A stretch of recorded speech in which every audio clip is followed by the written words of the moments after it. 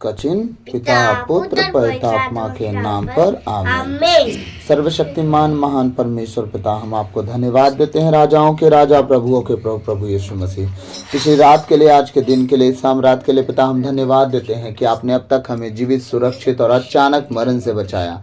हर अप्रिय घटना से, हर दुर्घटना से, हर एक्सीडेंट महामारी से बचाया, उसके लिए धन्यवाद पिता। आज तक जो भी हमसे मन से, वचन से, कर्म से, अपना कर्तव्य पूरा ना करने से जो हमसे पाप गुनाह हुआ हो, उसके लिए हमें क्षमा कीजिए, दया कीजिए, कृपा कीजिए। हमें दंड ना दीजिए, हमारे कर्ज गुनाह अपराध क्षमा कीजिए, ताकि हम आपके कहे अनुसार जीवन जिए, पाप गुनाह से दूर रहें, पवित्रताई और खराई में चल सके, इस योग बनाइए। सारी बातों को आपके चरणों में रखते हैं प्रभु। जब आपके भजन और गीत को गाएं, हमारे जीवन से आपको महिमा मिले। आपके जितने बेटे बेटी आज ऑनलाइन है परमेश्वर, उनके जीवन से प्रभु तुझे महिमा मिलने पाए। उनका एक धन्यवाद तू ग्रहण करना प्रभु, उनका चाहे 10 धन्यवाद हो तू ग्रहण करना खुदा। उनकी जितनी बातें हैं प्रभु तू आज ग्रहण करना, उनके दिल की हर एक बात को, हर एक विचार को, हर एक मन के इच्छाओं को पूरा करना खुदा, ताकि वो हर एक घुटना तेरे सामने झुके, हर जुबान अंगीकार करे यीशु ही प्रभु है। पिता मैं प्रार्थना करता हूँ आपके बेटे बेटियों के लिए, सदा उन्हें संभाले बचाए रखना। जब हम तेरे भजन और गीत को गाएं, हमारे जीवन के द्वारा तुझे महिमा मिले प्रभु। सारी बातों को तेरे चरणों में रखते हुए विनती यीशु के नाम पे मांगते हैं, सुनिए और दया से ग्रहण कीजिए, आमीन। मैंने ढूंढा ये सारा जहां, तेरे जैसा न कोई मिला। हाँ, जैसे तूने किया है क्षमा, तेरे जैसा न कोई मिला। मैंने ढूंढा ये सारा जहां, तेरे जैसा न कोई मिला। हाँ, जैसे तूने किया है क्षमा, तेरे जैसा न कोई मिला। पापों का था कर्ज मुझ पे जो भारी, दुखों में जिंदगी गुजारी थी सारी।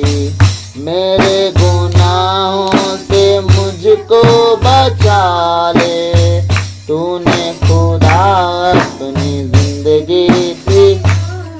हाँ, पापों का था कर्ज मुझ पे जो भारी, दुखों में जिंदगी गुजारी थी सारी। मेरे गुनाहों से मुझको बचा ले, तूने खुदा अपनी जिंदगी थी वारी। हाँ, तूने कर दी है कीमत अदा, तेरे जैसा ना कोई मिला। हाँ, तूने कर दी है कीमत अदा, तेरे जैसा ना कोई मिला। मैंने ढूंढा ये सारा जहां, तेरे जैसा ना कोई मिला। हाँ, मैंने ढूंढा ये सारा जहां, तेरे जैसा ना कोई मिला। जैसे तूने किया है क्षमा, तेरे जैसा ना कोई मिला।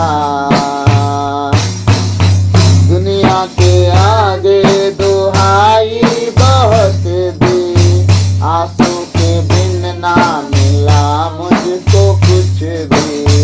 दुनिया के आगे दुहाई बहुत दी, आंसू के बिन ना मिला मुझको कुछ भी। तुझको मिला जब मैं तब तुझको जाना, तब तेरे आगे जो मैंने दुआ की। तुझको मिला जब मैं तब तुझको जाना, तब तेरे आगे जो मैंने दुआ की। तूने सुन ली है मेरी दुआ, तेरे जैसा ना कोई मिला।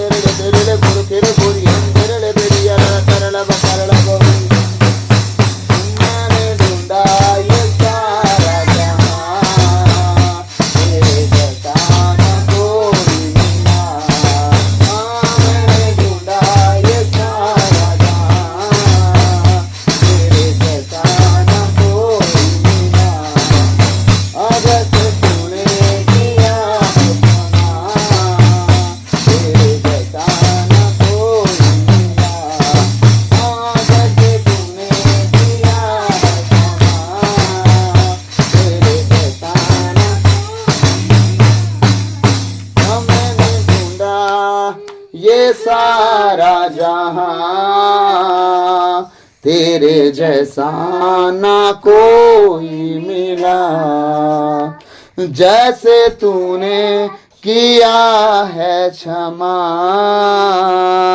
तेरे जैसा ना कोई मिला। बोले यीशु मसीह की जय। धन्यवाद धन्यवाद धन्यवाद। हे पिता परमेश्वर, पवित्र आत्मा, प्रभु यीशु मसीह, मेरे मुख पर पहरा बिठाइए, मेरे होठों के द्वार की रखवाली कीजिए प्रभु। आज बोलने वाला मैं नहीं वरन आप स्वयं मुझ में होकर अपने वचनों के द्वारा बातचीत करें, ताकि आज का हर एक वचन दोधारी तलवार की तरह हो, हमारे जीवन की सारी गए कमी घटी छांट के काट के अलग करे, और हम पवित्र खरा जीवन जी सके, पाप गुनाह से दूर रह सके, नम्रता और दीनता में जीवन जी सके। प्रभु हम बचे, हमारा घराना बचाया जाए, और प्रभु हम बचे और आपके परिवार के सदस्य, आपके लोग, आपके कलीसिया के लोग, आपके इजरायली लोग परमेश्वर बचाया जाए। हमारे जीवन को देख के उनका जीवन बदले, क्योंकि तूने कहा है तुम जगत की ज्योति हो। अगर ज्योति ही अंधकार हो जाए तो कितना भयानक अंधकार होगा। पिता हम उजाला देने वाले बने, ना कि अंधकार बने। पिता हम परमेश्वर पहाड़ पे बसा हुआ नगर हैं खुदावन। हमें लोग कभी भी, हम छुप नहीं सकते किसी से। जब छुप नहीं सकते और हम अगर दिया पैमाने के नीचे नहीं रखी जा सकती, डेवड़ी पे रखी जाती है, तो पिता अगर हम पूरी रीति से अगर डेवड़ी पे ना चलें तो लोग हमें देख के अंदर बाहर कैसे होंगे। अगर हम बुझ जाएंगे तो, अगर हम पैमाने के नीचे रखा जाएंगे तो पिता हम प्रार्थना करते हैं, हमें तू जिस तरह नगर चाहता है उस तरह नगर बना। जिस तरह तू जगत की ज्योति बनाना चाहता है उस तरह जगत की ज्योति बना। जिस तरह तू दिया बनाना चाहता है उस तरह दिया बना। जिस तरह तू परमेश्वर ओ संसार का नमक बनाना चाहता है, जिससे तू सबको नमकीन कर सके, उस तरह नमक बना। प्रभु हम तेरे हाथ की मिट्टी हैं परमेश्वर, हमें तो इस्तेमाल कर खुदावन। जिस तरह तुझे चाह मन हो तेरा, तू चाहे उसी तरह हमें ढाल, हमें उठा, हमें बना। प्रभु मैं तुझे को पसंद आऊं, मैं तेरे दिल को भाऊं, ऐसा मुझको बना, ऐसा मुझको बना। मैं तुझको पसंद आऊं, मैं तेरे दिल को भाऊं, ऐसा मुझको बना, ऐसा मुझको बना।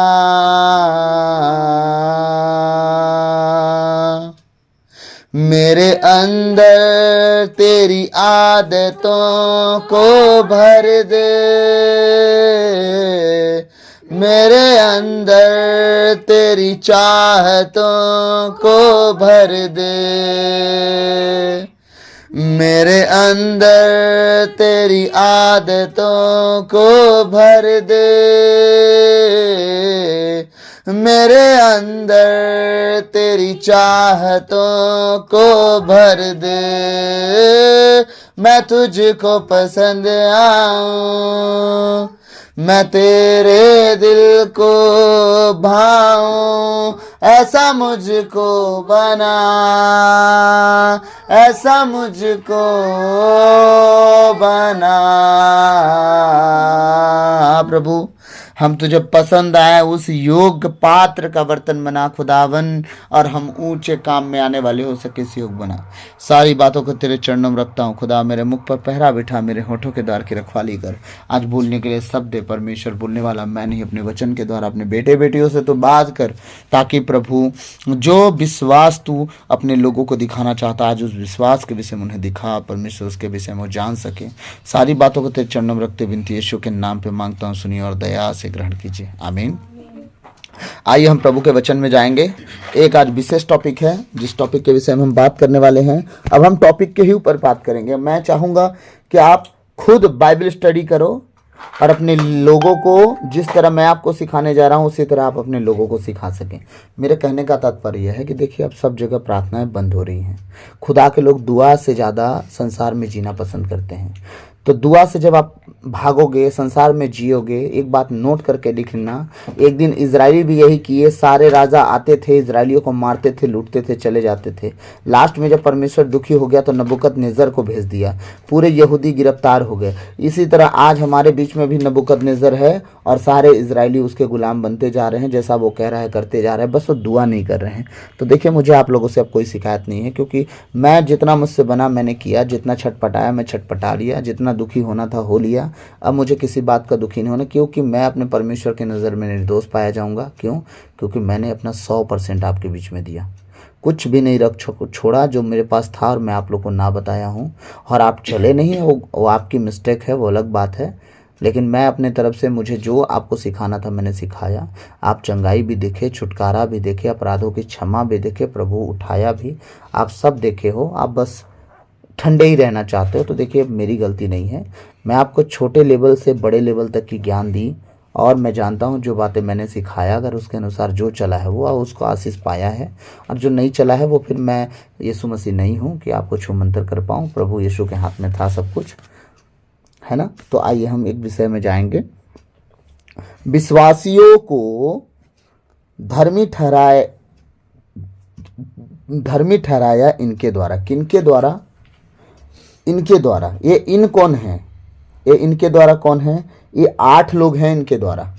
तो अब आप लोग सब लोग जब भी हम वचन में बैठेंगे ना, तो आप लोग एक विशेष समय निकालिएगा और विशेष समय में डायरी पेन रखिएगा, क्योंकि मैं ना ये जो शिक्षा अब देना शुरू कर रहा हूँ, ये शिक्षा आप अपने के साथ साथ अपने लोगों को, अपने आस पड़ोस के लोगों को, 2-4 जन को आप बांट सको, उनके लिए है जो मोबाइल नहीं चलाते, जो प्रार्थना चाहते हैं, वचन चाहते पर ऑनलाइन वचन नहीं सुन पाते, है ना, जो मीटिंग अटेंड नहीं कर पाते। आप अपने परिवारों में, अड़ोस पड़ोस के लोगों में जब आप इकट्ठा हो सको तो ये सारी बातों को आप बता सको, ठीक है।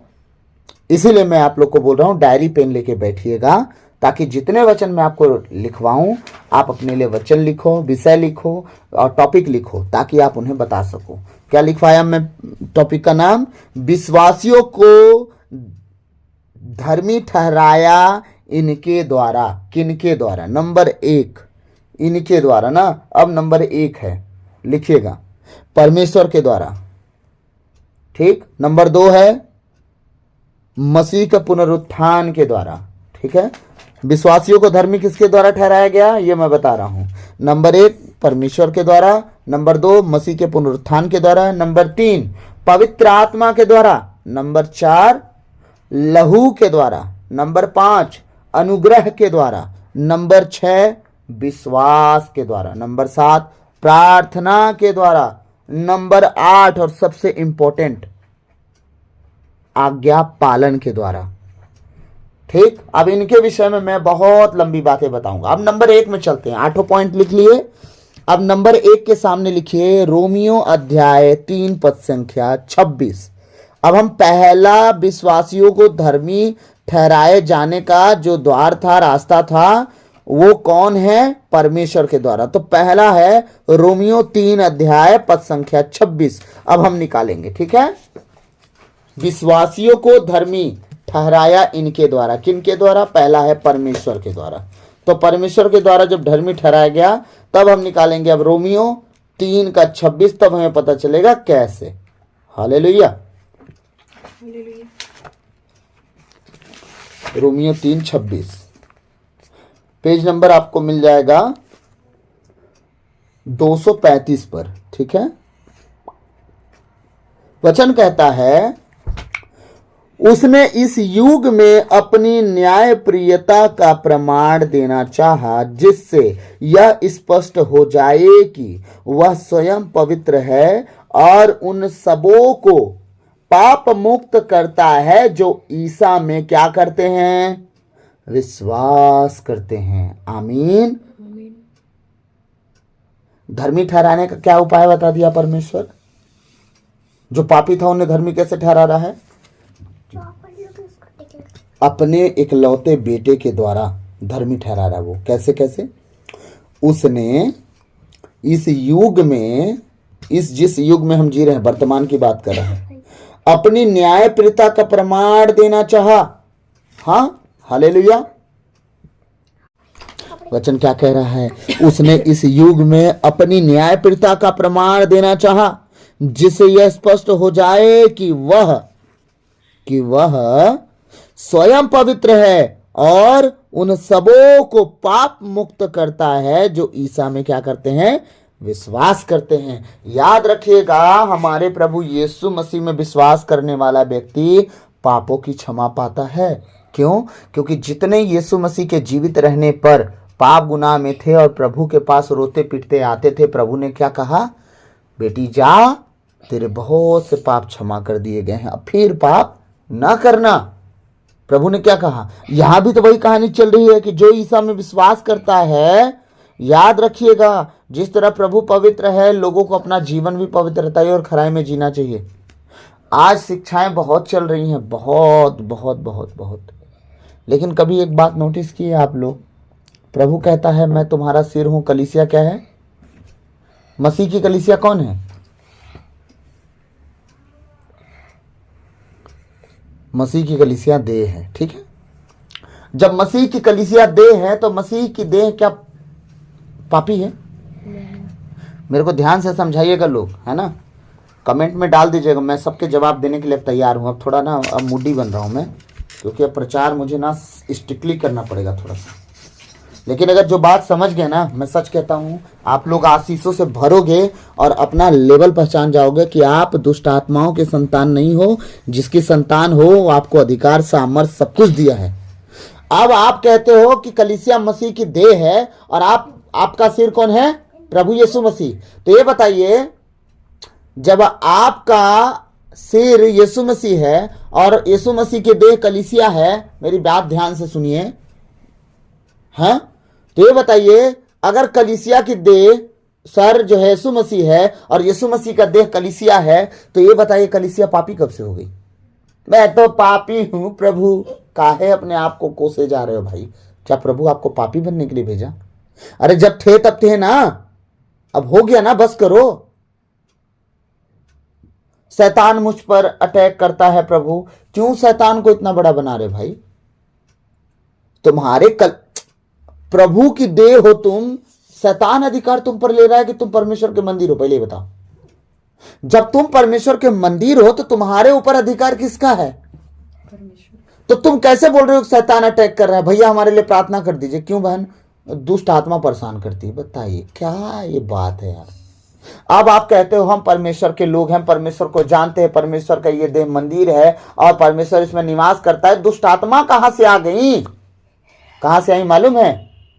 परमेश्वर के वचन के अनुसार ना चलने के कारण, उसकी आज्ञाओं का पालन ना करने के कारण, उसकी इच्छा के अनुसार ना चलने के कारण, जिस तरह मूसा को परमेश्वर का वचन से न दाएं मुड़ना न बाएं मुड़ना, सीधे चलना, ये लोग जो सीधे नहीं चल रहे हैं, दाएं बाएं मुड़ रहे हैं ना, थोड़ा इधर चार गाल मार रहे हैं, थोड़ा उधर नैन मटक्का कर ले रहे हैं, थोड़ा उधर व्यभिचार कर ले रहे हैं, थोड़ा उधर नशा कर ले रहे हैं, इन्हीं के चक्कर में कलीसिया डाकुओं का, ये कलीसिया जो देह है ना, डाकुओं का अड्डा बन गया, लुटेरों का। समझ गए? ये शरीर जो है लुटेरों का अड्डा। कौन लुटेरे बन गए? व्यभिचार की आत्मा, नशे की आत्मा, ईर्ष्या डाह जलन की आत्मा, गुस्से की आत्मा, क्रोध की आत्मा, बैर भाव की आत्मा, फूट की आत्माएं, सारी आत्माएं चोरी कर ली आपकी आशीषों को। अब यीशु मसीह के लोग क्या बन गए? यीशु मसीह के लोग बन गए क्या? शरीर के साथ पापी। अब कह रहे हैं हम पापी हैं। अरे जिस दिन आपको पल्ले पड़ गया कि तुम धर्मी हो, उस दिन तो कम से कम पापी बोलना, उस दिन के बाद तो छोड़ दो। अब आपका रोज पाप स्वीकार, रोज पाप मानना, रोज पाप स्वीकार, रोज पाप मानना, मतलब आप अपने आप को कब धर्मी कह पाओगे कि हम धर्मी हैं? प्रभु ने एक बात अपने वचन में लिख के दिया है हम लोग को, तुम्हारा अगर मन तुम्हें दोषी ना ठहराए तो तुम दोषी नहीं हो। हालेलुया। तो परमेश्वर के द्वारा हम धर्मी ठहराए गए। फिर से मैं वचन एक बार और पढ़ूंगा। उसने इस युग में अपनी न्यायप्रियता का प्रमाण देना चाहा, जिससे यह स्पष्ट हो जाए कि वह स्वयं पवित्र है और उन सबों को पाप मुक्त करता है जो ईसा में विश्वास करते हैं। आमीन। पहले तो वो खुद पवित्र है, लेकिन उनको भी पवित्र बना देता है जो यीशु मसीह में विश्वास करता है। ये हमारे प्रभु का आचरण और स्वभाव है। और ये कौन ऐसा कर सकता है? हमारा पिता परमेश्वर, जो उसमें विश्वास करेगा, किसमें? यीशु मसीह में, हमारा पिता परमेश्वर उसे भी पवित्र कर देगा। क्योंकि पुत्र पर जो विश्वास करता है वो पिता पर भी विश्वास करता है जो भेजा है। याद रखिएगा, आप ये नहीं कह सकते कि हम यीशु में विश्वास करते हैं, पिता से हमारा कोई लेन देन नहीं। हम पिता में विश्वास करते हैं, यीशु से हमारा कोई लेन देन नहीं। मैं दोनों में विश्वास करता हूं, पवित्र आत्मा से कोई लेने देन नहीं। याद रखिएगा, जब इंसान पाप में डूबने लगा, परमेश्वर को गुस्सा आया, परमेश्वर कह रहा था मैं नाश कर दूंगा, नाश कर दूंगा। एक दिन आया होगा, यीशु मसीह कहे होंगे तो इतना प्यार से बनाए हम लोग उसको, हाँ अपने जैसा बनाए हैं, तो मत नाश कर परमेश्वर, नूह के दिनों में तो नाश हो ही गया, मुझे जाने दे।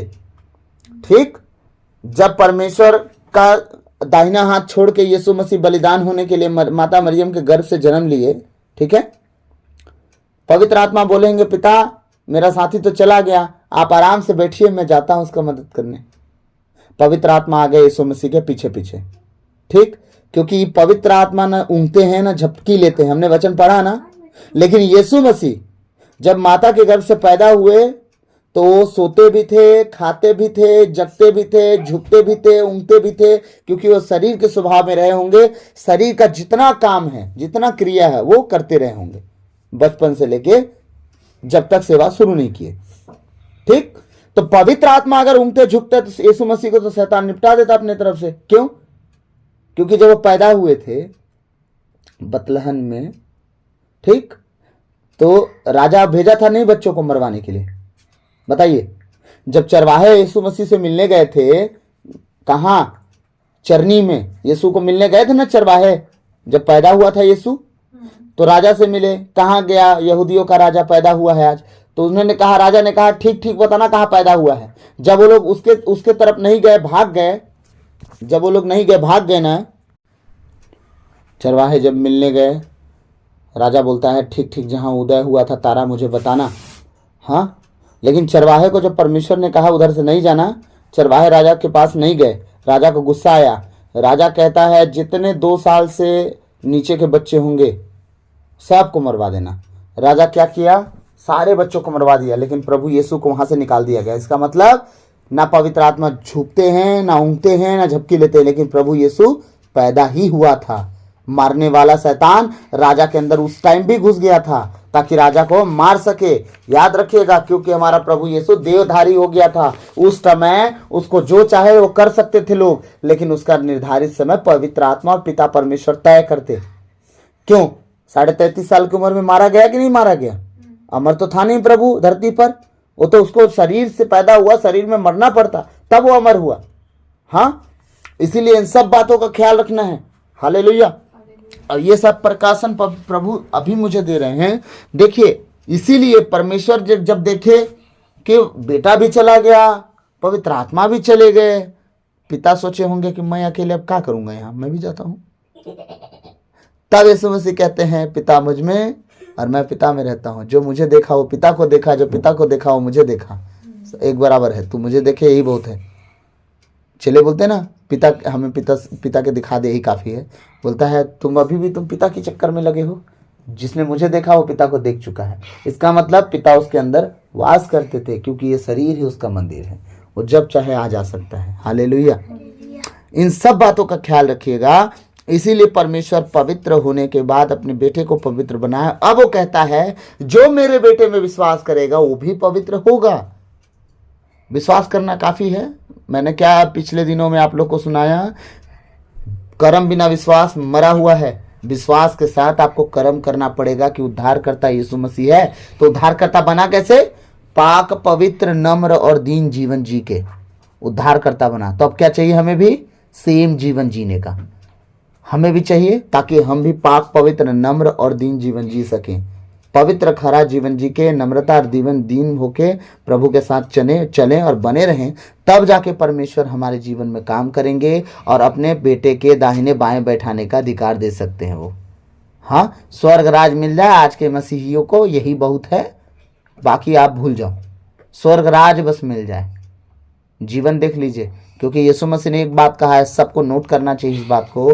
प्रभु ने जब चेले कहते हैं, जो बच्चे आ रहे थे यीशु के पास, प्रभु ने एक बात कहा, मनुष्यों के लिए तो स्वर्ग राज में जाना अनहोना है। स्वर्गराज इन बच्चों के जैसा है। जो इंसान बच्चों के जैसे निस्वार्थ निभाव, कुछ बच्चों को डांट दो, धक्का दो, एक झापड़ लगा भी दो, फिर भी 10 मिनट में वही बाप माँ के पास आते हैं, है ना। लेकिन बड़े लोगों को बोल दीजिए भला कुछ। लेकिन प्रभु कहता है बड़े लोग भी ये बच्चों की तरह नहीं बन जाएंगे ना, नम्र और दीन, तब तक मेरे राज के अधिकारी नहीं हो पाएंगे। इसलिए आज मसीहियत इतनी डेंजर जोन में है कि स्वर्ग राज के अधिकारी, मतलब मेरे को नहीं लगता कि संभव है। और अगर स्वर्ग राज में अगर हम लोग जाएंगे भी, हिसाब किताब तो होने तो जाएगा ही है। नरक डायरेक्ट तो कोई पहुंचेगा नहीं, पिता के सामने तो पहुंचना पड़ेगा न्याय के लिए। सब लोग पिता के सामने जाएंगे, ऐसा कोई नहीं जो पिता के सामने नहीं जाएगा। सबको जाना पड़ेगा पिता के सामने, और वही न्याय होगा। पिता के दाहिने होंगे धर्मी लोग, पिता के बाएं होंगे पापी लोग। उस दिन न्याय होते रहेगा। पापियों की संख्या ढेर रहेगी, धर्मियों की संख्या कम। लेकिन हाँ, एक बात और है कि आसपास में हम लोग एक दूसरे को देखेंगे, जितने लोगों को पहचानते हैं। अगर हम पापियों के लाइन में रहे, जो नहीं होने वाला है, आमीन, अगर रहे भी तो हमारी ग्रुप वाले सब मिल जाएंगे हमको।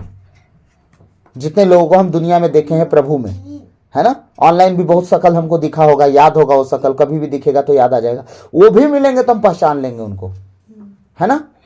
अगर धर्मियों की लाइन में रहे, जो होगा, आमीन, है ना।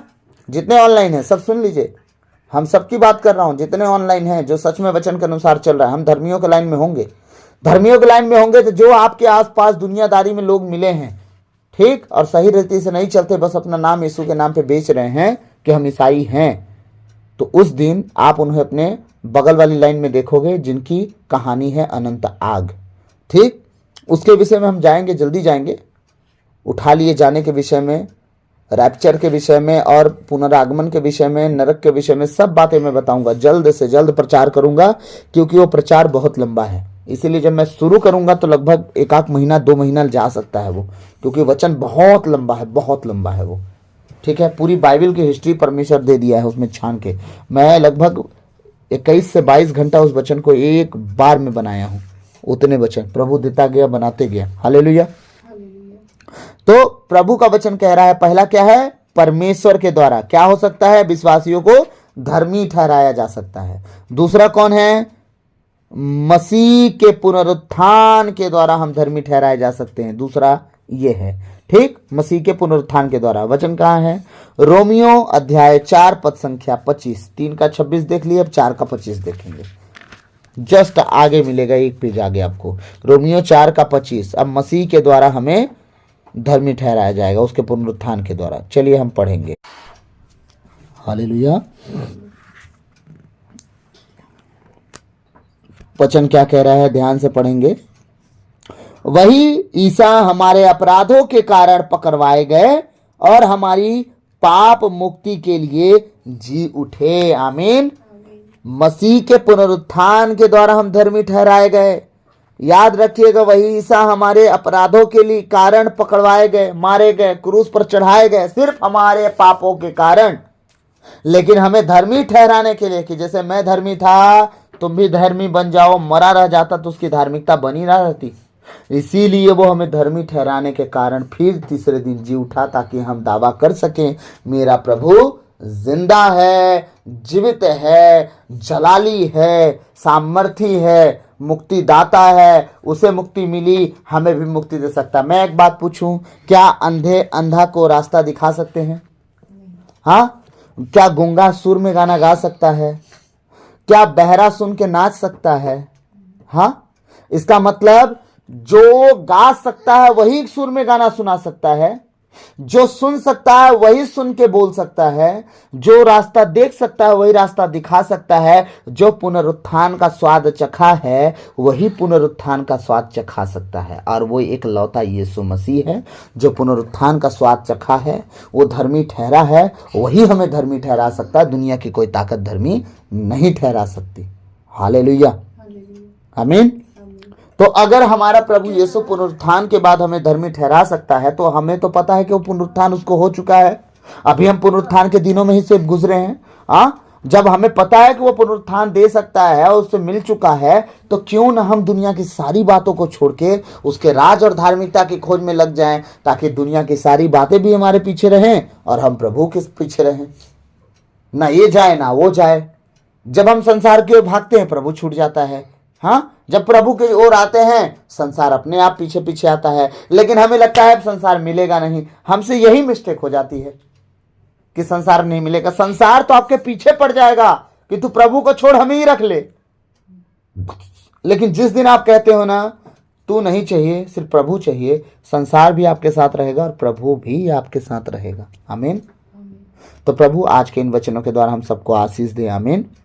आने वाला हम 6 टॉपिक फिर देख लेंगे, कल भी देखेंगे, कल हो जाएगा तो परसों भी देखेंगे, परसों हो जाएगा तो इन दोनों बातों का ध्यान दीजिएगा। विश्वासियों को धर्मी ठहराया इनके द्वारा, पहला परमेश्वर के द्वारा। अगर आप विश्वासी हो तो धर्मी सिर्फ परमेश्वर के द्वारा ठहराए जा सकते हो। अगर आप विश्वासी हो तो सिर्फ धर्मी परमेश्वर के बेटे यीशु मसीह के पुनरुत्थान के द्वारा ठहराए जा सकते हैं। अगर आप विश्वासी हो तो धर्मी सिर्फ पवित्र आत्मा के द्वारा ठहराए जा सकते हैं। अगर आप विश्वासी हो तो यीशु मसीह के लहू के द्वारा आपके पाप क्षमा किए गए, अब आप धर्मी ठहराए गए। अगर आप विश्वासी हो तो प्रभु के यीशु के द्वारा आप धर्मी ठहराए जाओगे। अगर आप विश्वासी हो तो विश्वास के द्वारा धर्मी ठहराए जाओगे। अगर आप विश्वासी हो तो प्रार्थना के द्वारा धर्मी ठहराए जाओगे। अगर आप विश्वासी हो तो आप आज्ञा पालन के द्वारा भी धर्मी ठहराए जाओगे। आमीन। तो इन बात का ख्याल रखिएगा, ताकि याद रखिएगा हम अब छोटे से बच्चे नहीं रह गए हैं। हाँ, 2 साल 3 साल के अभी पापा बोलना सीख रहे हैं। आज भी रटी रटाई प्रार्थना हमारी चल रही है। आज भी लिखा पढ़ी वाला प्रार्थना चल रहा है। आज भी हम तोता बने पढ़ रहे हैं। एक ठो बोलता है दूसरा सीखता है, एक ठो सीखता है दूसरा बोलता है। ये सब करने का अब समय चला गया है। अब 2024 में जी रहे हैं। 2000 साल पहले नहीं जी रहे हैं कि पेतरुस आके यूसुफ आके और हम लोग को सिखाते रहेंगे बोलो पर्वते हैं, बोले मिट्ठू। नहीं, अब टाइम है लौ लगा के प्रार्थना करने का। अब टाइम है घुटनों पे आने का। अब टाइम है एक मन एक चित्त होके दुआ करने का। अब टाइम है अपने परमेश्वर के साथ रिश्ता बनाने का। हाँ, अब एक दोहराए एक बोले दूसरा दोहराए, एक बोले दूसरा दोहराए। कब तक ये बच्चों वाली प्रार्थना आप करोगे? अब बाहर निकलो इन चीजों से। आप कहते हो प्रभु हमारा चंगा दाता हमें चंगा करेगा, उसके कोड़े खाने से, उसके मार खाने से हम चंगे हो गए हैं। बोलते रहो बोलते रहो बोलते रहो, हम चंगे हो जाएंगे। आप पाप में रहो, बोलते रहो, दुनिया जिंदगी बीत जाएगी। वही बोलते बोलते आपके साथ कुछ बदलेगा नहीं। लेकिन जिस दिन जीने का तरीका आप बदल दोगे, उसी दिन से आप बोल दोगे एक बार कि उसके मार खाने से आप चंगे हो गए। बार बार नहीं, एक बार आप चंगे हो जाओगे। आमीन। एक बार बोलना पड़ेगा, बार बार नहीं, एक बार। लेकिन आप जीने का तरीका पहले पाक पवित्र नम्र और दीन, घमंडी नहीं, नम्र और दीन बनाइए। आमीन। तो चलिए हम अंतिम प्रार्थना में जाएंगे। प्रभु आप सबको इन वचनों के द्वारा आशीष दे। सर्वशक्तिमान महान परमेश्वर पिता, मैं आपको धन्यवाद देता हूँ, राजाओं के राजा प्रभुओं के प्रभु प्रभु यीशु मसीह, पिछली रात के लिए, आज के दिन के लिए, शाम रात के लिए पिता हम धन्यवाद देते हैं कि आपने अब तक हमें जीवित सुरक्षित और अचानक मरण से बचा लिया। प्रभु उसके लिए धन्यवाद। आपने हमें संभाला, बचाया, जीवित सुरक्षित रखा, हर मृत्यु से बचाया, अचानक घटनाओं से बचाया, उसके लिए धन्यवाद। पिता आपके बेटे बेटियों को आपने सलामत रखा, जीवित रखा, उसके लिए धन्यवाद। प्रभु उनके घर परिवार को आपने सलामत रखा, धन्यवाद। प्रभु पिता मैं प्रार्थना करता हूँ तेरी इस बेटी के लिए जिसके पिता इस दुनिया में नहीं रहे। खुदावन, दुनिया में न जाने कितने लोग हैं जो अपने बच्चों को छोड़ के चले गए। दुनिया में न जाने कितने बच्चे हैं जो अपने माता पिता को छोड़ के चले गए। पिता उस बेटी पर प्रभु जो बोझ पड़ा अपने पिता को, उसको ढारस देना। खुदावन मैं प्रार्थना करता हूँ उसे प्रेम और दया, आनंद, कृपा, शांति से भरे रखना। खुदा उसकी कमी को ख़त्म कर परमेश्वर। तू उसे ढारस दिला के तू उसके साथ है। दुनिया तेरा साथ छोड़े तो छोटे बेटी परमेश्वर तेरे साथ है। ये बात तू हमेशा प्रभु से याद दिलाना, वो कभी अकेली ना पड़े। पिता तेरे हर एक बेटे बेटियों के लिए मैं प्रार्थना करता हूँ, जिनकी जो ज़रूरतें हैं उसे तू पूरा करेगा। उनकी ज़रूरतों को तू जानता है। प्रभु मैं प्रार्थना करता हूँ यीशु मसीह के नाम से वो सारे लोगों की गवाहियाँ बदल जाएँ जल्द से जल्द खुदावन। और मैं तुझसे प्रार्थना करता हूँ उनके जीवन की सारी परिस्थितियां चेंज हो, उनके दुख खत्म हो, पवित्र खरा जीवन जीते हुए अपने घर परिवार की हर एक परिस्थितियों के लिए तुझसे वो कहें बस तू बदल दे। खुदावन मैं तुझसे प्रार्थना करता हूँ। मैं प्रार्थना करता हूँ इजराइल के लिए, मैं प्रार्थना करता हूँ अपने भारत देश के लिए, मैं प्रार्थना करता हूँ प्राइम मिनिस्टर के चुनाव के लिए। खुदावन तेरी मर्जी पूरी हो प्रभु। सारी बातों को तेरे चरणों में रखता हूँ। इस घर के चारों ओर अपने स्वर्गदूतों का पहरा दीजिए। आपने अपने वचन में लिखा है प्रभु, स्तोत्र ग्रंथ 34:8 में, परमेश्वर अपने भक्तों के चारों ओर स्वर्गदूतों के ओ परमेश्वर छावनी देता है। पिता, इस घर के चारों ओर स्वर्गदूतों का डेरा लगा, तंबू लगा, छावनी लगा परमेश्वर।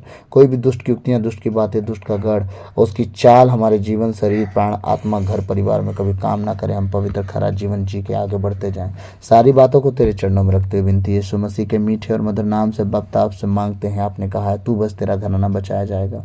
हम सब के घराने आपके हाथों में देता हूँ प्रभु। बचाइए जितने ऑनलाइन हैं प्रभु, उनके भी घर घराने को, और जितने मेरे आत्मिक बच्चे हैं प्रभु जिसे आपने मुझे दिया, उनकी सुधि लेना परमेश्वर। उनके घर परिवार, जीवन और उनकी कमाई के जरिए उनके बच्चों को प्रभु हर एक परिस्थिति को आप संभालिए। सारी बातों को तेरे चरणों में रखते हुए विनती यीशु के नाम पर बाप आपसे मांगते हैं। सुनिए और दया से ग्रहण कीजिए। आमीन। Hallelujah, hallelujah, hallelujah, hallelujah, hallelujah, hallelujah, hallelujah. धन्यवाद यीशु, धन्यवाद यीशु, धन्यवाद यीशु, धन्यवाद यीशु। हालेलुया, धन्यवाद, धन्यवाद, धन्यवाद Yeshu. Hallelujah, hallelujah, hallelujah, hallelujah, hallelujah, hallelujah. धन्यवाद, धन्यवाद, धन्यवाद यीशु। हे पिता परमेश्वर, पवित्र आत्मा, प्रभु यीशु मसीह, आपकी स्तुति, आराधना, महिमा, प्रशंसा, बड़ाई हो पिता, आपकी जय जयकार हो। सारी बातों को आपके चरणों में रखते हुए विनती यीशु के नाम पर बाप आपसे मांगते हैं। सुनिए और दया से ग्रहण कीजिए। आमीन। प्रभु की विनती, हे पिता हमारे, तू जो स्वर्ग में है, तेरा नाम पवित्र किया जावे, तेरा राज्य आवे, तेरी इच्छा जैसे स्वर्ग में है वैसे इस पृथ्वी पर भी पूरी होवे। हमारा प्रतिदिन का आहार आज हमें दे, और हमारे अपराध हमें क्षमा कर जैसे हम भी अपने अपराधियों को क्षमा करते हैं। और हमें परीक्षा में न डाल दे, परंतु बुराई से बचा, क्योंकि राज और पराक्रम और महिमा सदा तेरी ही है। आमीन। क्रूस का चिन्ह पिता, पुत्र, पवित्र आत्मा के नाम पर। आमीन। सबको जय यीशु। जय यीशु। प्रभु खूब आशीष दे। सबको जय Yeshu. God bless you all. प्रभु आप सबको आशीष दे। प्रभु में बने रहिए, प्रभु के साथ सदा चलते जाइए। आप और आपका घराना सदा आशीषित हो। यीशु मसीह के नाम से मैं सदा दुआ करते रहूँगा, और ज़्यादा से ज़्यादा लोगों तक प्रभु का ये वचन सुसमाचार फैलाएं, क्योंकि आने वाले दिनों में मैं आप लोग को रैप्चर, मतलब जो प्रभु के धर्मी जन जो प्रभु में सो गए हैं, कब्रों में चले गए हैं, पहले उनका पुनरुत्थान होगा। इसके बाद प्रभु के जो छोटे छोटे बच्चे हैं उनको उठाएगा। फिर धरती पे जो धर्मी जन हैं उनको उठाएगा। इसके बाद 7 साल धरती पर जो विपत्ति आएगी, वो 7 साल के बाद यीशु मसीह बादलों पर आएगा। उस दिन के विषय में प्रचार करूंगा आने वाले दिनों में। लंबी है थोड़ी सी, प्रचार हमारी बहुत लंबी चली जाएगी, लेकिन कोई नहीं, आप लोग इसी बहाने कुछ तो जानोगे कि हमें पुनरुत्थान में जाना है, एक दूसरे आगमन में। दूसरा आगमन के लिए मत इंतज़ार करना, क्योंकि वो दिन बहुत कलेश भरे होंगे। दाना खाने के लिए तरस जाएंगे, वो दिन आएंगे। इसीलिए बता रहा हूँ कि उस दिन का इंतज़ार मत करना। आप यीशु मसीह जब बादलों पर उठा लिए जाना होगा ना लोगों का, उस टाइम चले जाओ, ज़्यादा बेटर रहेगा। तो चलिए, प्रभु में बने रहिए। प्रभु आप सबको आशीष दे। सबको जय यीशु। दामाखा मेरे तरफ से। Good night.